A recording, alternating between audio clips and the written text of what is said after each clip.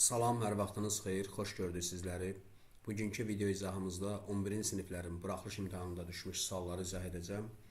İmtahanın tarixini burada qeyd etmişəm. Başlayaq burada 61-ci sualdan. Burada kəsirlərin arasında vurmadır. Deməli, buradan 8-lər ixtisar gedəcək. B kubla B kvadrat ixtisar gedəcək, B qalacaq. A kubla A kvadrat ixtisar gedəcək, A qalacaq. B vurulsun A, elə A vur B. Eyni mənanı verir. Cavab oldu C bəndi. 62-ci sual. Burada kosinüs 90 dərəcədə çevrilib olur sinus x. Deməli 2 sinus x bərabərdir kökdə 3. Bunu Rubin də sizə göstərim. Burası 0 dərəcədir, burada 90 dərəcə. Pi bölü 2 90 dərəcə deməkdir. Burada 90 dərəcədən x çıxmışam. Bu x iti bucaqdır. 90 dərəcədən iti bucaq çıxanda birinci rübdə qalırsan. Birinci rübdə kosinüsün işarəsi müsbətdir. Bir də yadınızda saxlayın. Həmişə verilən funksiyanın rübünə baxırlar. Yəni burada verilən funksiya kosinüsdür. Kosinüsün rübünə baxırlar. Çevrilən funksiya sinus x-dir. Çevrilən funksiyanın rübünə baxmırlar. Burada da kosinüs birinci rübdə olduğu üçün müsbətdir. Zaten elə bura müsbətdir. Buradan da sinus x bərabərdir kök 3 bölünsün 2. Buradan da düstürü bilən şagird bunu asanlıqla başa düşəcək. Vurulsun arc sinus kök 3 bölü 2 üstə gəl pi k. Buradan da x bərabərdir mənfi 1-in üzərində k vurulsun. Sinus kök 3 bölü 2, yəni sinus kök 3 bölü 2-ni neçə dərəcədə alır? Bu da pi bölünsün 3, yəni 60 dərəcədə alır. Pi k. Buradan da k daxildir z. Cavab oldu A bəndi. 63-cü sual.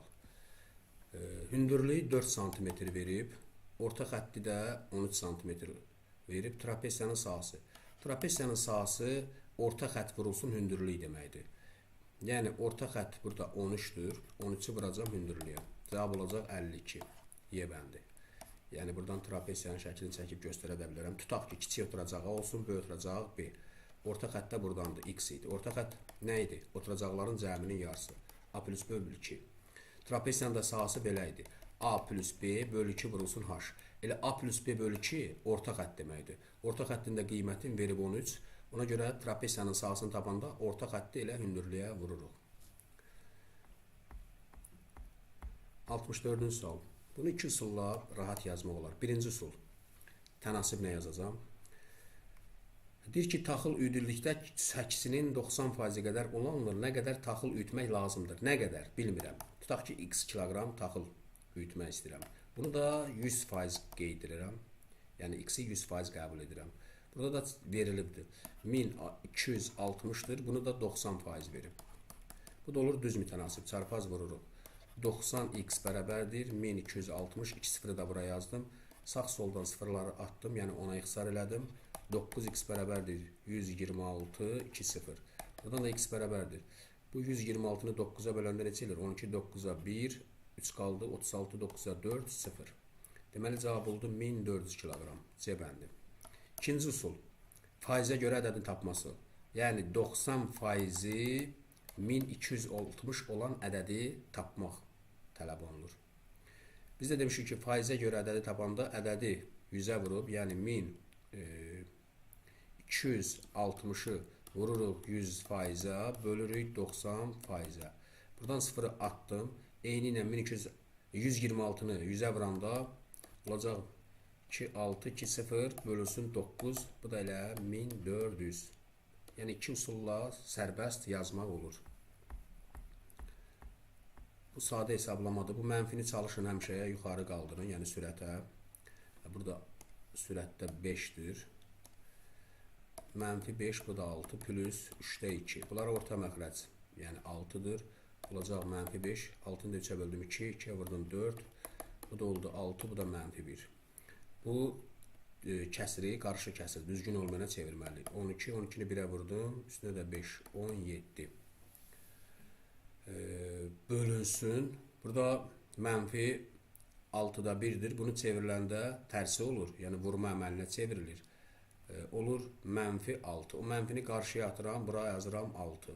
Yəni vurulsun 6 oldu. Vur 6. Bu 6 ilə 12 ixtisar gedir. Bu da bərabərdir mənfi 17 bölü 2. Bu da mənfi 8 tam 10'da 5. Cavab oldu D bəndi. 66-cı sual. Bunu da iki üsulla yazmaq olar.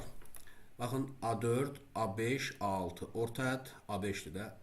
Ədədi silsilənin xassəsi vardır. Orta hədd bərabərdir kənar ədlərin cəminin yarısı. A4 plus A6 bölünsün 2. Bunda çarpaz vuranda A5 2-yə vurulanda 2A5 2A5 bərabərdir A4 plus A6. Buradan A4 plus A6'nın yerinə gətirib bu 2A5 yazanda bir dənə də A5 buradadır. Olur 3A5 bərabərdir 27-yə. Buradan da A5 bərabərdir 27 3-ə böləndə 9. Bizdən də A5'i soruşurdu. Bura A5'dir. Cavab oldu B bəndi. Bu birinci üsul. Yəni ədədi silsilənin xassəsinə görə yazdım. İkinci üsul. Bu A4'ü yazıram A1 plus 3'dir. Bu A5'i yazıram A1 plus 4'dir. Bu 6'nı da yazıram A1 plus 5'dir. Bərabərdir 27. A1, A1, A1 oldu 3A1 plus bu 3'dir. Bu da 4'dir. 7'dir. Bu da 5'dir. 12'dir. Bərabərdir 27. Hər tərəfi 3'ə bölək. Yəni 3'ə bölürük. Buradan 3'lər gedir. Bu 4 olur. Bu da 9. Olur A1 plus 4'dir. Bərabərdir 9. A1 plus 4'dir. A5'in açılışıdır. Deməli oldu cavab 9. Yəni iki üsulla rahat şəkildə yazmaq olur. Çevrənin tənliyi verib burada bərabərdir 25'dir. Apsis oxu ilə kəsişmə. Apsis oxu ilə kəsişəndə biz demişdik y-i 0-a bərabər edirik. Burada y-in yerinə 0 qoyanda bunda olacaq x-in kvadratı plus bu 0-ın üzərinə 4 gələndə 4 olur. 4-ün kvadratı 16 bərabərdir 25. X kvadrat bərabərdir 25'dən 16 çıxın 9. Bu da plus minus 3. Yəni 3 y-ə 0 vermişdim. Birinci həmişə apsisin qiyməti yazılır. Vergül. Sonra da mənfi 3 yenə də 0. Deməli 3 0 bir də mənfi 3 0. C bəndi. 67 68. Bu sual sizə ilk öncə çətin görsənə bilər, amma elə də çətin deyil. Yəni bu sualı diqqətlə oxumaq lazımdır. Deməli, kinoteatrda yerlərin yerləşmə sxeminə əsasən növbəti alıcının təsadüfən seçdiyi yerin A və B sırasından A sırası buradır, B sırası da buradır. Deməli, A və B sırasından olması hadisəsinin ehtimalını tapın. Burada yazıb, tünd qara rəydə bilet alınmış yerlərdir, açıq rəydə bilet alınmamış yerlərdir. Alıcı bilet almaq üçün alınmamış yerlərdən almalıdır. Bunu əvvəlcə başa düşmək lazımdır. Deməli, biz buradan sayırıq. 10, 10, 10, 10. Yəni, hər sətirdə 10 dənə yer var, ümumi 40 dənə yer var. Bu 40 dənə yerdən alınmışları çıxırıq. Bu alınıb, alınıb, yəni A sətrində, yəni birinci sətirdə 2 dənə bilet, sonra bu, sonra bu, sonra bu. Bunlar hamısı alınmışdır. Çünki burada tünd qara rəydə yazıb ki, bilet alınmış yerlər. Deməli, neçə dənə alınmış? 1, 2, 3, 4, 5, 6, 7, 8, 9, 10, 11, 12, 13, 14, 15. Deməli, 40-dan çıxırıq 15-i. Alınmış yerləri çıxırıq, yerdə qalır alınmamış yerlər. Deməli, 25 dənə alınmamış yer qalıb. Burada da soruşur ki, deyir, həmin alıcının ya A ya da B sırasından alması. A sırasında alınmamış yerlər. Baxın, 1, 2, 3, 4, 5, 6, 7, 8. 8 dənə A sırasındadır. B-yə baxaq. Bu da 9, bu da 10, 11, 12, 13. Deməli, 25 dənə alınmamış yerdən, ehtimalın düsturu budur. N böl N. N bütün halların sayı, yəni mümkün halların sayı. 25 dənə yer qalıb, boş yer. Bu 25 dənə yerdən A və B sırasında da 13 yer boş qalıb. Bu da 25'də 13 deməkdir. Cavab oldu A bəndi. Bunu kombinizonla da yazmaq olar. P A hadisəsi, yəni A sırasındakı biletlərin, boş yerlərin sayı. Bu da PB, B sırasındakı boş yerlərin sayı. Ümumi 25 dənə boş yer var. Deməli, bu kombinizon 25'dən biri olacaq. Çünki bir dənə A sırasından alacaq. Yəni bir dənə bilet alacaq. Bu ya A sırasından olacaq, ya B sırasından. olur 25'dən 1. Bu sürətdə də burada 8 dənə boş yer vardı A sırasında. Bu da 8-dən 1-dir. Yəni 8 boş yerdən 1 dənə bilet almaq, o da 8-dən 1-ə deməkdir. Bunu da hesablayanda elə 8, bu da 25 deməkdir. O da bərabərdir. Yenə kombinezon 25'dən 1'ə. İndi B sırasından alıram. B sırasında da boş yer 1, 2, 3, 4, 5'dir. 5 dənədən 1'in almaq, bu da kombinezon 5'dən 1'ə deməkdir. Elə bu da 25'dir, bu da 5 deməkdir. Və ya sözündə toplama prinsipi olur. PA ilə PB-ni toplayırıq. Yəni 25'də 8 ilə 25'də 5'i toplayanda 25'də 13 olur. Bu biraz vaxt aparan usuldur. Ən yaxşı usul elə bu usuldur. Yəni birinci usulla yazmaq məsləhətli imtahanda vaxt qazanmaq üçün. 69. Üçbucaq veribdir. A tərəfin verib 12, alfanı verib 30, bettanı verib 60 dərəcə. Bu 60 dərəcədir. Üçbucağın bir bucağı 30 dərəcəsə, biri 60 dərəcəsə, bu sizi çaşdırmaq üçün verilib. Yəni bunu ixtiyari üçbucaq kimi verib, amma bu düzbucaqlı üçbucaq olmalıdır. Çünki üçbucağın bir bucağı 30 dərəcədirsə, tutaq ki, baba bu bucaq 30 dərəcədir, o bir bucaq da 60 dərəcədir. Bu da 60. Deməli, bu da 90 olmalıdır. Deməli, bu düzbucaqlı üçbucaqdır. A tərəfində verib 12. Bu alfa bucağı idi. Alfa bucağı 30'dur. Bunun da görürsünüz, bu alfa 30 dərəcədir, qarşısında A verib. Mən də burada 30'u burada qeyd elədim. Deməli, qarşısı A kateti olmalıdır. B bucağı da buradadır. B'ni də 60 verib. Bunun da qarşısı B tərəfidir. Burada B tərəfidir. Deməli, A tərəfin verib 12. Bu A-nı silirəm. 12 yazıram. 30 dərəcəli bucaq qarşıdakı katet hipotenuzun yarısı idi. Deməli, bu hipotenuz bax buradır. Bunda bura olacaq 2 qatı 24.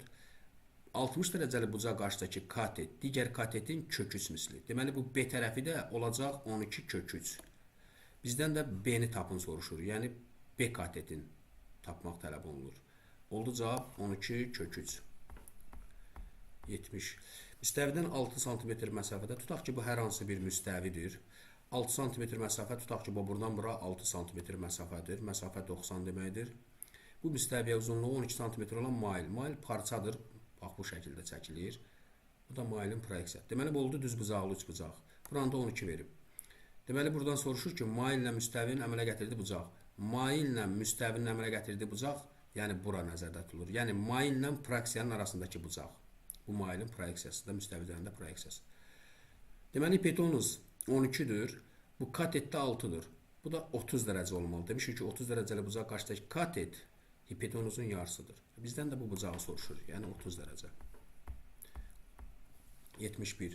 Bu 10-cu sinifdə üstü tənlidir. 3'ün üstü 4 plus x bərabərdir. 9 3'ün kvadratı yazırıq. Əsaslar eynidir. Atılır, üstləri bərabərləşdirilir. 4 plus x bərabərdir 2'yə. Buradan da x bərabərdir -2. Cavab oldu Y bəndi. 72-ci sual.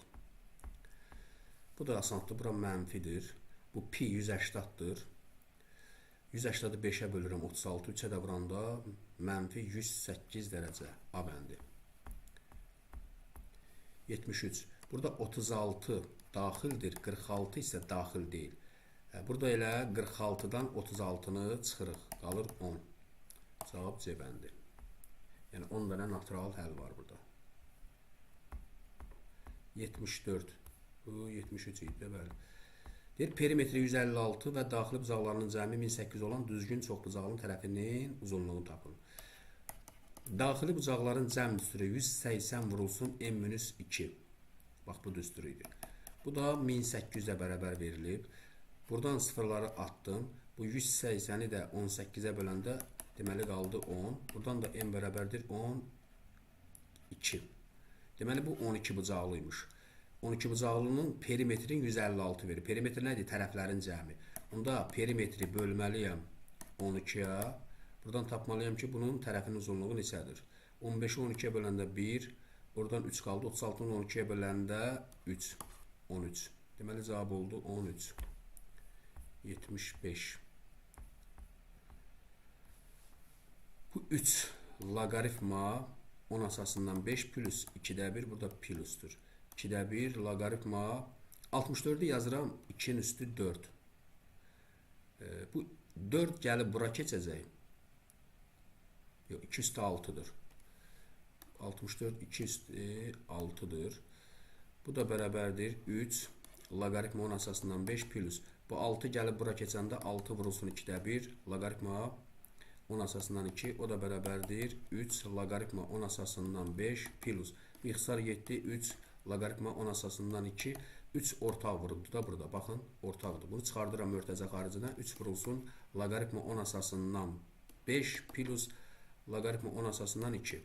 Belə bir düstur vardı, toplama düsturu. Logaritma a əsasından x plus logaritma a əsasından y. Olurdu logaritma a əsasından x vur y. İndi burada da LG nədir? 10 əsasından deməkdir də. Bunda bərabərdir 3. Bunu vurmaya çevirəndə olur logaritma 10 əsasından 5 vur 2. Bu da 10 edir. Və belə düsturumuz da vardı. Logaritma a əsasından a 1'ə bərabərdir. Yəni eyni əsasdan. Bu LG nə deməkdir? LG logaritma 10 əsasındandır da. Bu da 10. Bu da ilə də 1. Deməli bura 1 oldu. 3'ü də 1'ə vuranda oldu 3. Cavab oldu 3. A və B çoxluğu Euler Venn diaqramı ilə bunu rahat şəkildə yazmaq olur. Deməli bura əvvəlcə baxmayın, buna axırda baxacaq. A-nın B-dən fərqi 26. Bura A-nın B-dən fərqidir. 26 element buradadır. A ilə B-nin kəsməsi yəni ortaq. Burada 4. Deməli A-nın neçə elementi oldu? Buranı toplayıram. A buradır. 26 ilə 4'ü topladım. N-a bərabərdir 30. İndi gətirib bura qoyuram. Bura 30'dur. Bərabərdir 5 vurulsun MB deyil. Onda bu 30'u 5'ə böləndə MB-ni neçə tapıram? MB olur 6. MB də baxın buradır. 6 element isə ortağa 4 düşübsə, burada 2 düşməlidir. Toplayanda olsun MB-nin, yəni B çoxluğunun 6 elementi. A ilə B-nin birləşməsi. A ilə B-nin birləşməsi deyəndə bunların hamısını toplayırsan. 26 plus 4 neçə olur? 30, bu da 2. 32. Deməli cavab oldu 32. 76-cı sualda 32-dir cavab. Sonra buradan neçənci sual gəlir? 77-ci sual. Burada eyni dərəcədəndir. Bu 7'dir, bu da 7'dir. Bir kökün altında yazıram. Bu x minus 4 üstü 5. Buradan da x minus çıxılsın 4 üstü 2'dir. Bunları ayrı-ayrı köklərdə yazıb ki, çaşdırmaq üçün. Bir kökün altında yazanda elə bu x minus 4'ün üstü bu 5'dir. Vurulanda da bu 2'dir. Üstlər toplanır olur 7. Buradan da x minus 2 üstü 2'dir. Burada da 5'dir. Vurulanda ne olur? Üstü toplanır 7. Bunu da bir kökün altında yaza bilərəm. Çünki bu hasildir. 7-ci dərəcədən x minus 4 vurulsun x minus 2 umumi üstü 7. Tək dərəcədir. Bu 7'lər gedir. Cüt dərəcə olanda modul çıxırdı. Amma tək dərəcədə modul çıxmır. Yəni kökün altı ifadə özü çıxır. X minus 4 vurulsun x minus 2. Buradan da x-i x-ə vuranda x kvadrat mənfi 2x, bu da mənfi 4x, bu da müsbət 8. Bu da bərabərdir x kvadrat. Bunları hesablayanda mənfi 6x plus 8. Buradan da x kvadrat çıx 6x'i görürsünüz 1 verib. Gətirib bura 1 qoyanda nə olur? 1'in üzərinə 8 gəlir. Cavab olur 9. Yəni çətin suala oxşuyur ilk öncədə. Amma elə də çətin deyil. Sadəcə burada 7-ci sinifdə düstur var, qüvvət düsturu. Vuranda üstlər toplanır və eyni dərəcədən olduğu üçün də 8-ci sinifdə biz deyirik ki, eyni dərəcəli kökləri bir kökün altında hasil şəklində yazmaq olur. Yəni qaydaları bilsiniz, rahat yazmaq olur. 78. Kompleks ədəddir. Biz bunu bu şəkildə yazırıq. Burada nə yazıb? Z-in kvadratıdır. Bu Z-in kvadratıdır. Deməli, belə yazırıq. Z plus 3i Z minus 3i. Buradan da Z minus 3i. Bu ixtisar getdi. Bu da 3 plus 5 idir. Deməli, burada qaldı Z plus 3i bərabərdir 3 plus 5i. Buradan da Z bərabərdir 3 olduğu kimi qalır. 5-dən bu 3'ünü çıxanda plus 2i. Buna həqiqi hissə əmsalı deyirdik. Rez kimi yazılırdı. 3'dür. Buna da xəyali hissənin əmsalı deyirdik. İmiz kimi yazılırdı bu şəkildə. Bu da 2'dir. Nə soruşur? Z kompleks ədədin imiz. Yəni xəyali hissəsinin əmsalı soruşur. Cavab oldu 2. 79. Bir ox kəsiyi kvadrat olan silindrin həcmi 54 pi olarsa hündürlüyünü tapın. Biz demişdik ki, ox kəsiyi kvadrat olanda bu bərabər tərəfli silindirdir. Baxın, belə bir silindir çəkirəm. Buradan. Bax belə. Bu A, bu B, bu da C, bu da D. Bu həmin A, B, C, D kvadratdır. Silindrin ox kəsidir. Biz demişik silindrin baxın bu oturacaqların mərkəzindən keçən baxın bu ox. Baxın bu simmetrik oxdur. Buna görə buna deyirlər A, B, C, D ox kəsiyidir. Ox kəsiyi burada kvadrat verib. Biz demişik ki, ox kəsiyi kvadrat olanda bu bərabər tərəfli silindirdir. Yəni kvadratın tərəfləri bərabər olduğu üçün bura silindrin hündürlüyüdür. Baxın buradan bura elə hündürlüyüdür. Bu h-dırsa, elə bura doğranıdır. Bu da h-dır, bu da h-dır. Burada radiusdur, bu da radiusdur, bu da radius, bu mərkəzdir, bu da radius. Deməli kvadrat olduğu üçün h 2 yerə bərabərdir. Biz bunu dərsi keçəndə də deyirik ki, bərabər tərəfli silindirdə ox kəsiyi kvadrat olduğu üçün hündürlük 2 yerə bərabərdir. Yəni hündürlük radiusun 2 mislidir. Həcmin düsturunu yazaq. V bərabərdir S oturacaq vurulsun h idi. Həcmi buradan verib 54 pi. Yazıram 54 pi bərabərdir S oturacaq. Oturacaq dairədir. Radiusda görürsünüz r-dir. Onda pi r kvadratdır da dairənin sahəsi. Pi r kvadrat vurulsun h. H-daki 2 r-dir. Yerinə 2 r yazırıq. Buradan da yazıram 54 pi bərabərdir. Bu pini yazaq hələ ki, r kvadratı r-ə vuranda olur 2 r kub. Pilər ixtisar getdi. 54-ü də 2-yə böləndə 27. Deməli r kub bərabərdir 27-yə. Bu da 3 deməkdir. 3-ün kubu 27 deyilir. Deməli radiusu tapdıq 3. Silindrin hündürlüyünü soruşur. Hündürlük nə idi? 2 vur r. R-i də 3 tapdıq. Oldu 6. Deməli cavab oldu 6. Neçənci sualdır? 80. Buradan ağ vərəqi açaq.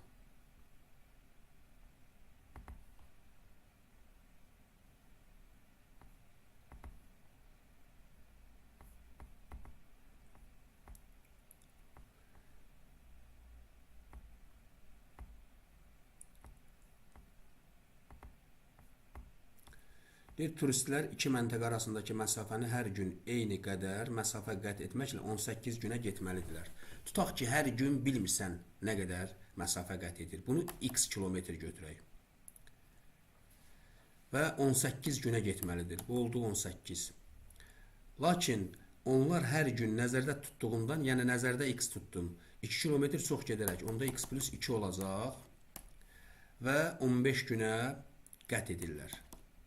Baxın, buradan x artdı, x plus 2 oldu, 18 azaldı, 15 oldu. Biz də demişik ki, bu tərs mütənasib. Çünki niyə? Bu kəmiyyət artanda, bu kəmiyyət azalırsa, bu tərs mütənasibdir. Tərs mütənasib kəmiyyətlər də qarşı-qarşıya vurulur.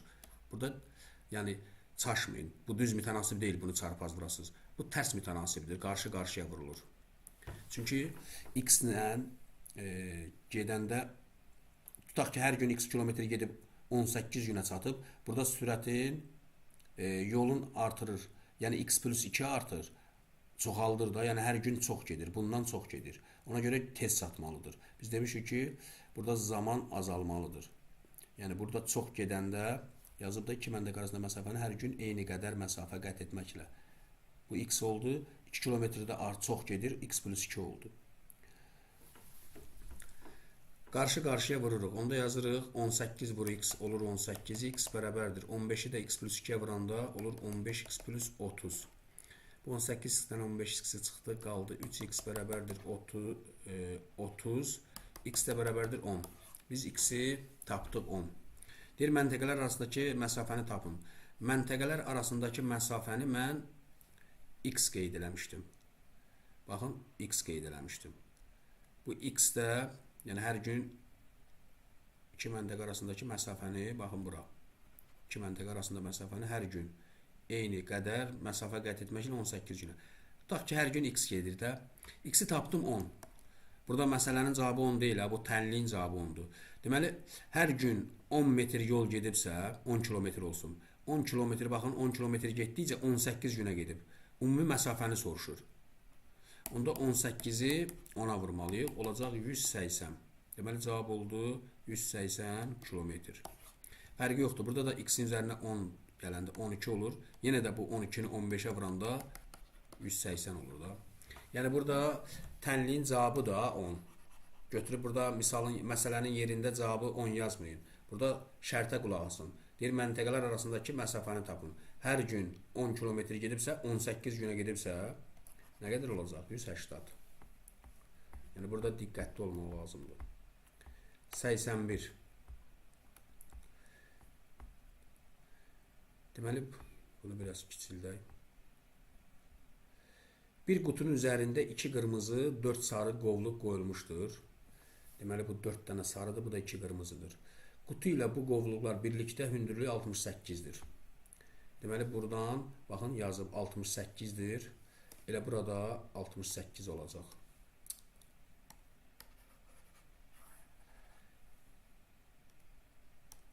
Yəni, buradan burada 68 olacaq. Bu hündürlüydür də.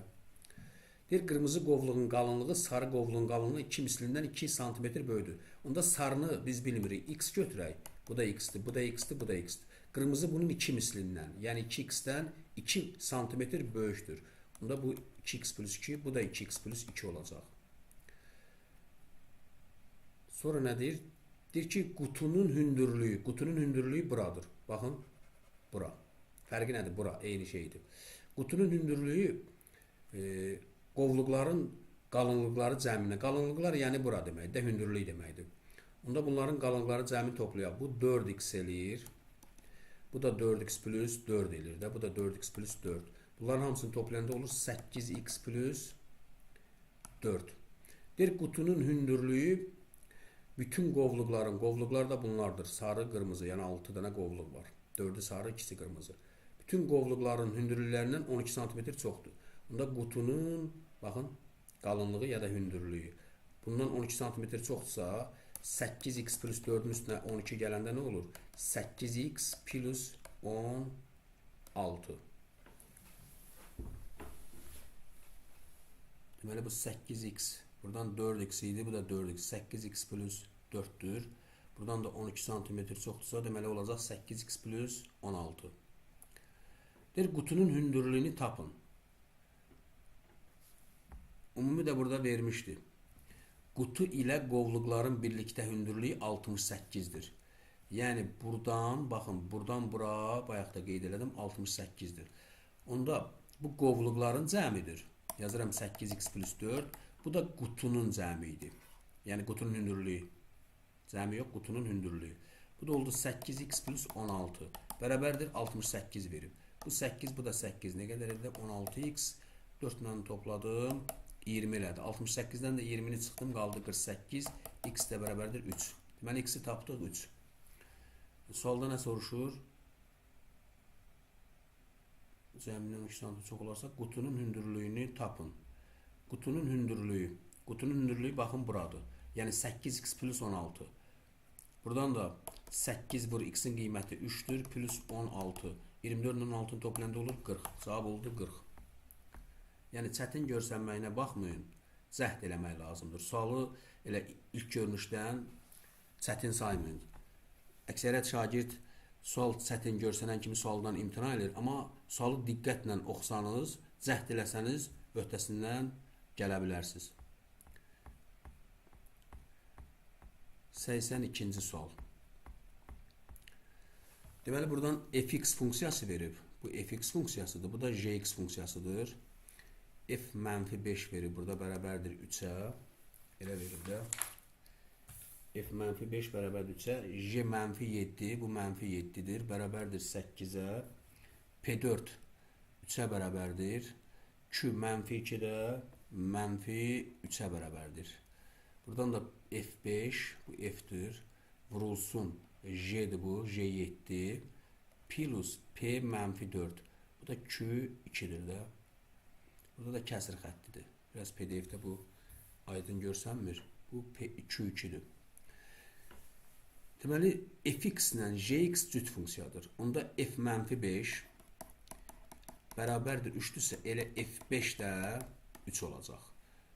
J mənfi 7 8 isə, onda J7 də 8 olacaq. Biz demişik ki, cüt funksiyada mənfi qabağa çıxmır. F mənfi 5 elə F5 eyni qiymətdir.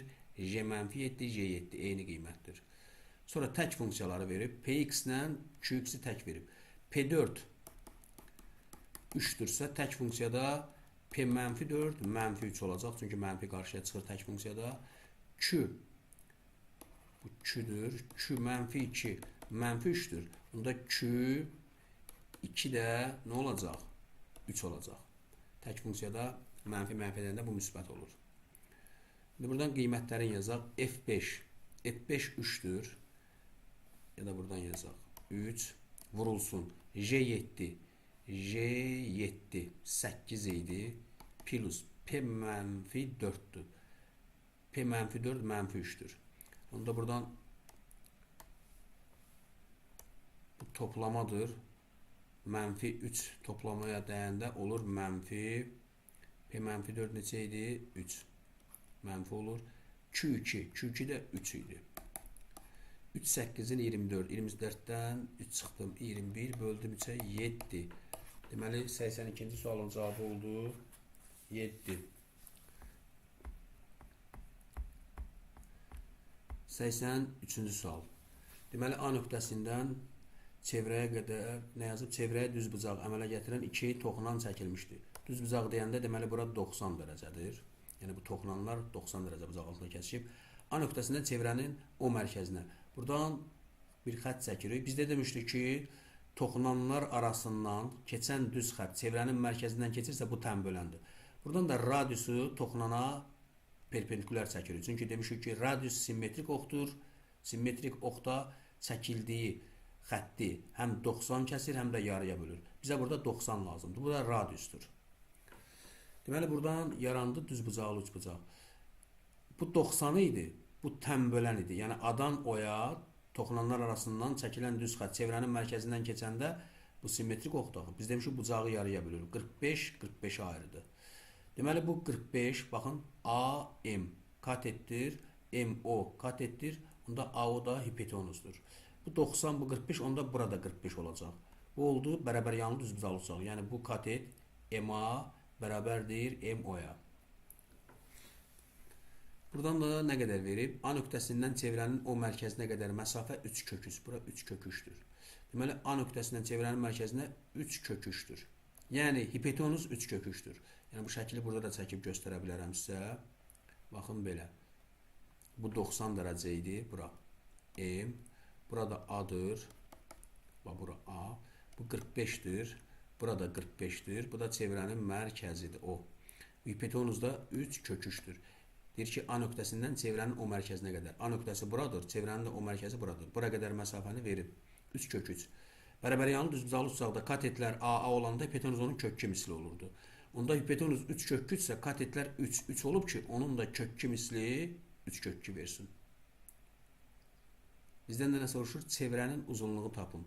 Çevrənin uzunluq düsturu L bərabərdir 2pi R'dir. 2pi R. R də radius idi. Bu radius da baxın M o kateti idi. Bu kateti də 3 tapdım. Bunda 3'ə vururam, bu da olur 6 pi santimetr. Cavab oldu 6 pi santimetr. 84. A və B düz prizmaları oxşar olarsa, A prizmasının hündürlüyünü tapın. A prizmasının hündürlüyü buradır. Deməli mən H-ı tapmalıyam.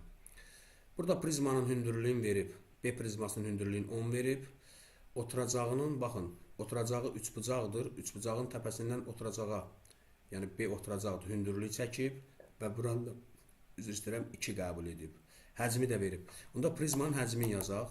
V bərabərdir S oturacaq vurulsun H. Həcmi verib 120 bərabərdir S oturacaq 3 bucaqdır. 3 bucağın da bilirsiniz ki, sahası bu hündürlüyü olarsa, bu da oturacaq olarsa, oturacağı B verib. Düstur belə idi. Oturacağla hündürlüyün hasili. Yəni 2'də 1 H düsturu deyirlər buna. Yəni bu H-ı B-yə vurursam. Bura B-dir. Yəni baxın buradan danışıram. Bu prizmanın oturacağıdır. 3 bucaqdır. Buradan hündürlüyü gəlib. Görsən 90 kəsib. Buranı da verib 2. Bu da H. Bunda hündürlüyü vururam oturacağa. 2 B bölünsün 2. Bu oturacağın saha düsturuydu. Buradan 2'lər gedir. Nə qalır? B. Deməli sahası neçə oldu bunun? B oldu. Yəni oturacağın sahası B oldu. Bura B oldu. Vurulsun H. H da hündürlüydü. Silindrin hündürlüyü. Bu da 10 verib. Sıfıra attım. B'ni tapdım 12. Deməli bu B prizmasının oturacağının tərəfin 10 tapdı. Bu B 10'dur. Burada da demişdik ki oxşar. Oxşar deyəndə tərəfin tərəfə nisbəti olacaq. Elə bu hündürlüyün də bu hündürlüyə. Hündürlük də tərəf sayılır da. Burada bunlar prizmanın yan tilləridir. Tərəf deyirlər də buna. Fəzə fiqurunda yan til deyirlər. Deməli bu 6'dır bu prizmanın. Oxşarlıq belədir. Bunun oturacağının tərəfinin, bunun oturacağının tərəfinə nisbəti, yəni bura 6 idi, burada 10 idi. Yazıram 10 bərabərdir. Bunun hündürlüyünün bunun hündürlüyünə nisbəti.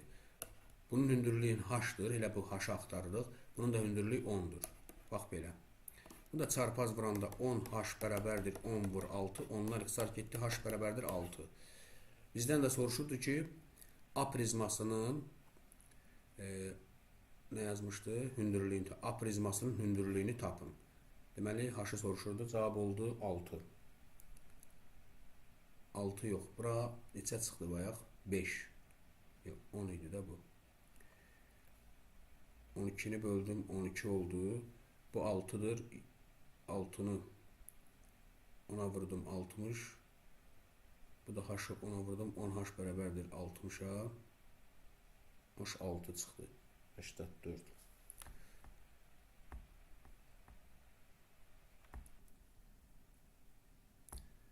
Ve burada mexaniki səhv gedib, üzrü sayın.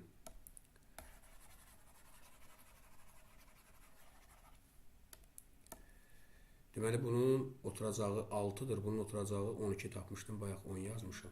6 bölü 12 bərabərdir. Bunun da hündürlüyü H-dır. Bunun da hündürlüyü 10'dur. H bölünsün 10. Çarpaz vuraq 12 H bərabərdir 60'a. Bunda çarpaz vuranda H da bərabərdir 5. Cavab oldu 5. Sonuncu sualdır. Buradan sahası S2 olan S2 bura umumidir. Düzbucaqlının sahasıdır. Veribdir çox ədli ilə, yəni kvadrat ədli verib. Düsturla verilən düzbucaqlı formasında metal lövhənin sahası S1. S1 də buradır. X kvadrat plus 7x plus düsturu ilə verilən düzbucaqlı formasında hissəni kəsdilər. Baxın bu hissəni kəsdilər. Onda biz düzbucaqlının sahasından, yəni düzbucaqlının sahası deyəndə bura bitov nəzərdə tutulur. Buranı da verib S2. Deməli S2-dən biz çıxmalıyıq S1'i. Yerdə qalmalıdır buranın sahası. Deməli S2 neçədir? 2x kvadrat plus 7x plus 3. Çıxıram S1'i. S1 də budur. Mənfi hamısına təsir edəcək. Mənfi, mənfi, bu da mənfi. Bərabərdir. 2x kvadratdan x kvadratı çıxdım x kvadrat. Bunlar islah olundu. Yəni əks ifadələrdir. 3-dən də 12'ni çıxanda bu da neçə oldu? 9. Deməli biz buranın sahasını tapdıq. Tutaq ki bu da bir S-dir. X kvadrat çıx 9'la. Buradan da soruşur ki A-nı X ilə ifadə edin. Bu düzbucaqlı balaca düzbucaqlıdır. Baxın bu düzbucaqlıdır. Bura bunun A enidir. Burada uzunudur. Sadəcə bunu dikinə qoyanda yenə də fərqi yoxdur. Bura endir, burada uzundur da. Fiqur yəni dik formada qoyulub ona görə. Bunun sahasını tapanda S bərabərdir. Eni uzuna vururuq. Yəni A-nı vururuq X plus 3'ə. S-i də buradan tapmışdım. X kvadrat çıx 9. Yəni bütün böyük düzbucaqlının sahasından bu kəsilən sahanı çıxdım. Yerdə qaldı bu saha. S-in yerinə yazdıram. X kvadrat çıxılsın 9 bərabərdir. A vurulsun X plus 3. Buradan da X minus 3. Bu da X plus 3 müxtəsərlə ayırdım. Bu da A vurulsun X plus 3. X plus 3'lər ixtisar getdi. A bərabərdir X minus 3. Bizdən də soruşur ki A-nı X ilə ifadə edin. Deməli A-nı X ilə ifadə elədi. Cavab oldu X minus 3. Sağ olun.